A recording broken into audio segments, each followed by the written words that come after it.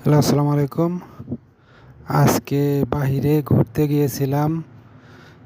তো ঘুরতে ঘুরতে একটা বাঙালি হোটেল পেয়ে গেলাম। সেখানে হোটেলে গিয়ে আমরা খাওয়া দাওয়া করলাম, অনেক টেস্টি খাওয়া হয়েছিল। সেখানে খেলাম চপ, বেগুনি চপ, আলুর চপ, সমোসা, তারপরে মুড়ি, অনেক বানানো মুড়ি আর কি। তো অনেক মজা করে খেলাম। খেয়ে দিয়ে আমরা অনেক গল্প করলাম, বসে থাকলাম। তো শেষ পর্যায়ে আমরা তারপরে অনেকক্ষণ ওয়েট করলাম।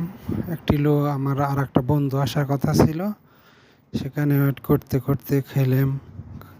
খাইয়ে আসিরে গল্প গুজব করলাম, এই আর কি। ভালোই, অনেক হোটেলটা অনেক পরিবেশ